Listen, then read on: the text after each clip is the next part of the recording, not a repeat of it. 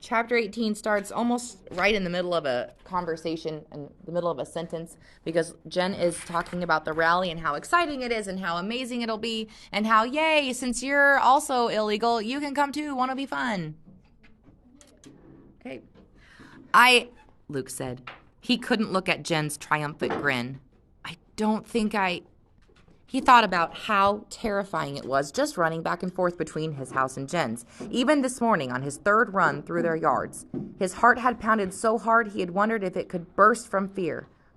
And in the yard, at least, he was sure, or as sure as he could be, that no one was watching. How could Jen think he would dare go out in public where he knew people could see him? People in the government, no less, and say, I am a third child. I want to be treated like everyone else. Scared? Jen said softly. Luke could only nod. Jen turned back to the computer. Well, I am too, she said matter-of-factly. She typed something, then looked back at Luke. Some, but don't you think it'll be a relief? No more hiding, no more pretending, just being free. Luke wondered if he'd always misunderstood the meaning of the word relief. Jen's rally sounded like his worst nightmare. You can think about it. You don't have to decide anything today. Now, ready to chat? Luke looked back at the computer screen where rows of words were unfurling. So she's showing him a chat room. This is not like DMs where messages can, like you send it and then it waits for the person to read it. This is live. So the people that are typing these are somewhere in the world typing these messages literally right now. There are a few different people. You see their names and then a colon, so you know who it is that's typing. So there's Carlos, Sean, and Yolanda. Carlos, it's 1:05 here, and my parents think it's a waste to run the AC during the day. Can you say heartless? Sean, why don't you just crank it up, then turn it off again right before they get home? That's what Pat and I do. They'll never know. Carlos, yeah, but my parents probably read their electric bill. Yolanda, so what are they going to do? Ground you? Carlos, good point. I'm searching for the temp control right now. Yolanda, where's Jen? Sean, you know she never gets up this early. Carlos, curses. My parents have the temp control locked somehow. Told you they were evil. Where is Jen? I can't wait for her sarcastic comment. Luke read the words Jen was typing. I'm right here. And Sean, I do get up early. I just don't always choose to see you first thing. And Carlos, what's wrong? Is there sweat in your eyes? There's only one R in sarcastic. She hit another key and the words appeared right up with everyone else's. They were followed quickly by another line. Sean, good morning to you too, Jen. Glad to see you're still among the living. Jen typed quickly. No, just among the hidden. Not the same thing at all. Then she sent it too. What is this? Luke asked. Some sort of game? He remembered Jen mentioning a Carlos before and never explaining who he was. Were these some sort of computerized imaginary friends? Carlos, Sean, Yolanda, they're all other third children. Sean's even got a brother, Pat, who's a fourth child. This is how I talk to them. Luke watched the next line of type appear. Carlos, thanks for the sympathy, Jen. But how? Luke asked, still doubtful. Oh, you know, it's the net. Net is probably short for network or internet, yeah.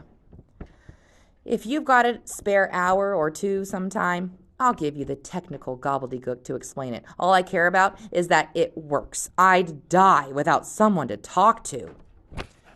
Here goes Jen again, accidentally super insulting Luke, like when she looked at him and said, oh yeah, they didn't pay for you. She's saying, if I didn't have this life, if I didn't have these people to talk to, life wouldn't be worth living. I'd die. It would be terrible. I can't imagine a life so horrible as not having this chat room. But that's his life. So, oof, ouch. I mean, well, he has his mom, kind of. She falls asleep now. So, yeah, so once again, Jen's life is easier than Luke's. She was typing even as she talked. Luke craned his head to see what she wrote. Guess what? The kid I told you about, Luke, is here with me. Quickly, 3 "Hi, Lukes" appeared on the screen. Luke fought down panic. "But the government, they'll find me." Jen playfully slugged his arm. "Chill, okay? Nobody from the government can get in this chat room. We all use a password. Just third children know it. And anyhow, even if someone else read this, what would they know? Just that somewhere in the world, there's a kid named Luke. Big deal."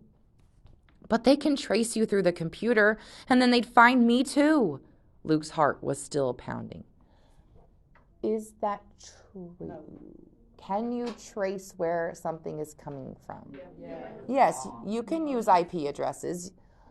Now, I think what he is wrong about, though, is how likely it is that out of the billions of people on the earth, possibly all typing stuff, sending emails, in chat rooms, searching Google, that the government would zone in on this chat room, look at that statement, and be like, "Oh, there's a third child named Luke. We must go get him."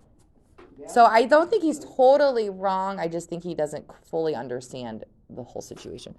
But Jen has also shown us that she's pretty dismissive about how worried she is about. I mean, she calls the government stupid a lot. They're not competent. So they obviously feel pretty differently, and just in general, his baseline is terror. Look, if they could trace people through the computer or through this chat room, wouldn't they have found me a long time ago? Jen asked. Luke tried to think clearly.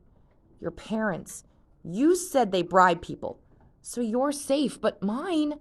Jen was shaking her head. No, I'm not safe. Even my parents couldn't bribe the population police if they found me. Maybe keep them from looking, but maybe not even that. The population police get some ridiculously big reward for every illegal they find. Why do you think I hide it all? Why do you think we have to have the rally? Everybody ought to be safe. And nobody should have to use bribes just to walk down the street or go to a mall or take a ride in a car. Luke glanced back at the computer screen where the conversation continued. How did all those people find out the password? How did you? Well, I created the chat room, so I made it up. Oh, look at Jen. Taking action kind of kid. And I knew a couple other shadow kids, and I got my parents and their parents to get the password to them. And then some of those kids spread the password to other kids, and they knew.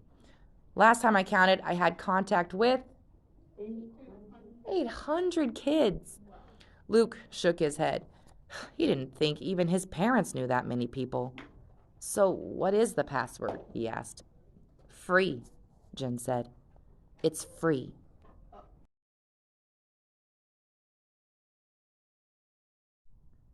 Chapter 19 talks a lot about propaganda. So in class, we'll have some conversations about what exactly that is. We'll look at some examples throughout history, especially any that you might have seen around in current times. And that way, when we hear about Luke's predicament, you kind of know where he's coming from. So keep that in mind as we read. And also keep in mind the list we've been generating on the board about all the things the government controls in the setting of this book, because he will get some background information on that, and we might need to update or change that list. Okay, 19. Luke left Jen's that day with a pile of books and computer printouts clutched to his chest. Some reading material for you, she'd said, so you'll understand. Back in his own room, Luke sat down on his bed and opened the first book. It was thick and carried its title in ominous black letters. The Population Disaster. The type inside was small and closely spaced. Luke read a sentence at random. While debate continues over the carrying capacity of the earth. He skipped ahead. If the total fertility rate in industrialized countries had remained at or below 2.1, Luke saw that reading this book would be like puzzling out the letters Dad got from the government. He glanced at the other two books, The Famine Years Revisited and The Population Reversal. They looked no easier. So just to be clear, Luke does not want to read these. If you think about it, they're complicated, long books with very tiny margins and very tiny words or type. And you wouldn't want to. You're 12, he's 12. You don't want to read these books. The computer printouts were at least brief, but both the problem of the shadows and the population law, our country's biggest mistake, were full of big words. Okay, stopping again already, just to be clear, he's got two different piles of reading materials. He's got real books published and bound and like bought in a store. And then he's got articles printed off the internet. Now, we've talked in class before about how careful you need to be about things on the internet. Of course, there's wonderful things fully researched, and the internet is a great way to access them. On the other hand, it's also pretty easy for just about anyone to publish something on the internet, whether it's true or researched or not. So we're going to have to be observant, and you'll get to make your own decision on which one of those examples you think Luke got. But there are two different types, books and then some internet articles. Luke sighed. He attempted to put the books aside and just ask Jen to explain them to him. And he might have, except for what she'd said as she had begun handing them to him. Oh my gosh, I didn't think... Oh, you can read, can't you? Of course, Luke answered stiffly. I was reading in the chat room, wasn't I? Yes, but you could have been... Oh, never mind. I've offended you again, haven't I? Me and my big mouth. It wouldn't have meant anything to be ashamed of, even if you couldn't. I'm making things worse. I'll shut up. Here. And it had seemed to Luke that she had pulled even bigger books off the bookshelves after that. Keep in mind, third children couldn't go to school. So, Jen wasn't wrong to wonder if he could read or not. If you remember from earlier in the book, his mom did teach him how to read and write, but I suppose it, wouldn't be wrong to assume that third children probably didn't know much. Now he resolutely turned to the beginning of the population disaster and began reading. Since some elements of the overpopulation crisis were foreseen in the 1800s, an uninformed observer could only wonder why humankind came so near to total annihilation. But, Luke reached for the dictionary and settled in for the long haul. It rained for the next several days, so Luke read constantly, not even tempted to race over to Jen's instead. He could hear Dad banging around downstairs, stomping in and out from the barn or the machine shed. Now that the harvest was in, Luke thought Dad might be bored without the pigs to take care of. So Luke read cautiously, always ready to shove his population book under his pillow and replace it with one of his adventure books. The preparation paid off on the fourth day when he heard Dad's footsteps on the stairs. Hey, Luke, what are you up to? Nothing, Luke said, turning Treasure Island right side up at the very last moment. Dad didn't notice. That's funny. It's funny because he's supposed to not be reading these books from a strange girl that his dad doesn't know he visits with these strange ideas about the government.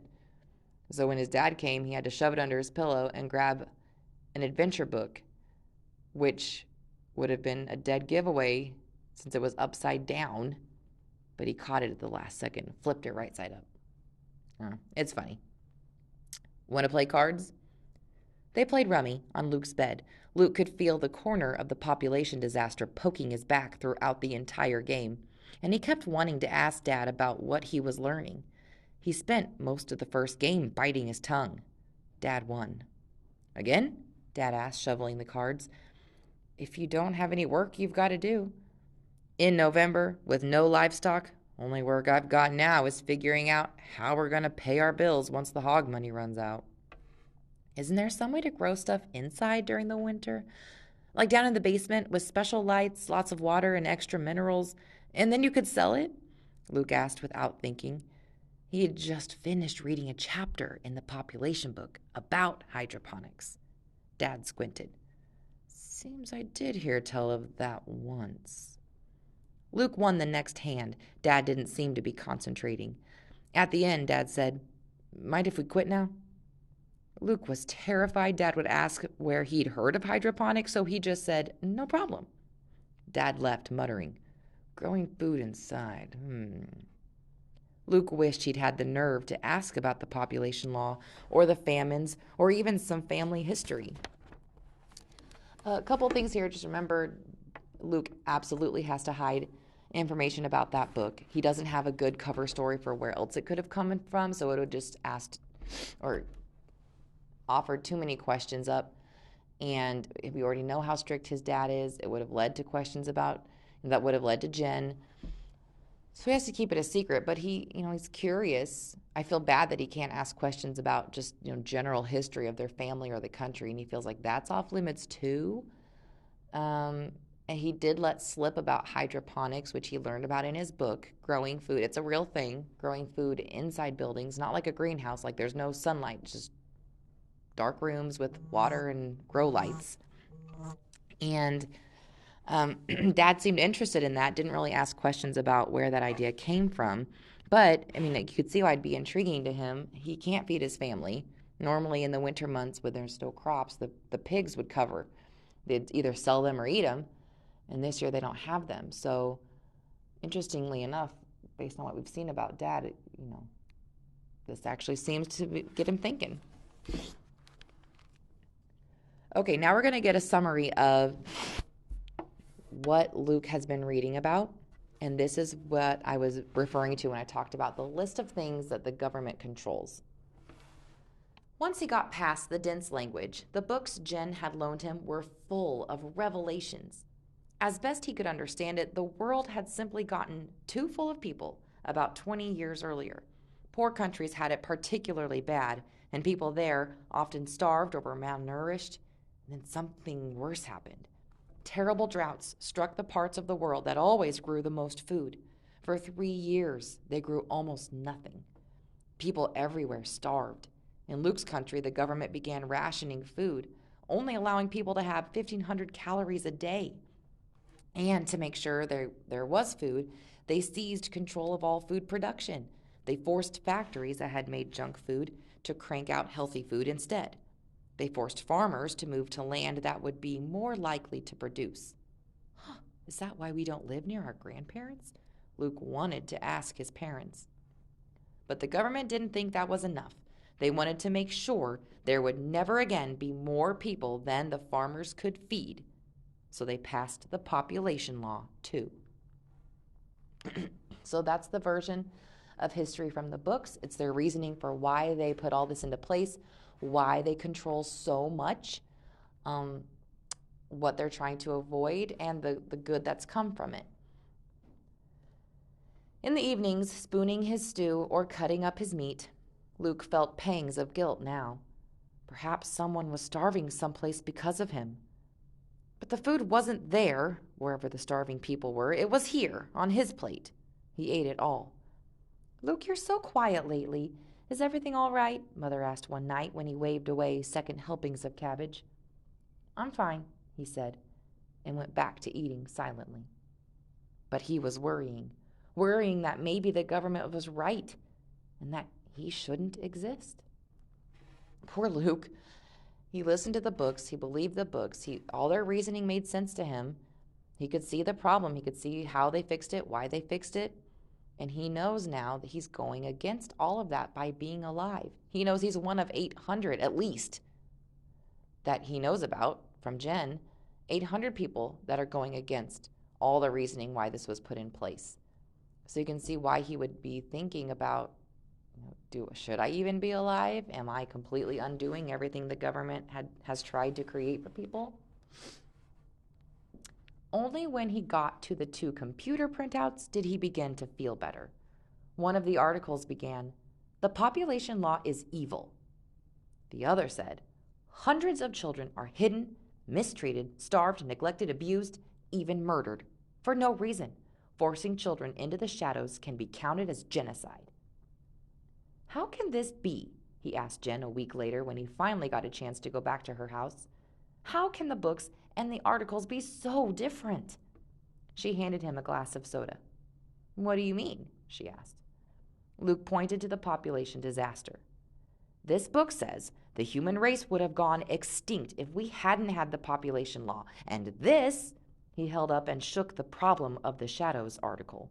This says the population law was totally unnecessary and cruel. It says there was plenty of food, even during the famines, except that the barons were hoarding it. Belatedly, he remembered that Jen was a baron. Sorry. Jen shrugged, not the least bit offended. So what's the truth? Luke asked. Jen shook potato chips into a bowl. Well, think about it. The government allowed those books to be published. They probably even paid for them. So of course they're going to say that the government wants people to believe. They're just propaganda, lies. But the articles, the authors of those probably put themselves at risk getting the information out. So they're right. Jen's reasoning is that if you put yourself in danger to get something out to the people, if it's that dangerous to say what you have to say, you wouldn't do it for no reason. So that must be true. That's kind of what she holds to be important. Taking risks, putting yourself out there, spreading truth, or your truth. And she automatically just dismisses the government as stupid, it's propaganda, it's lies. Luke pondered that. Then why'd you make me read the books? He asked. So you'd understand how stupid the government is. So you'd understand why we have to make them see the truth. Luke looked at the stack of thick books on the Talbots' kitchen counter. They looked so official, so important. Who was he to say they weren't true?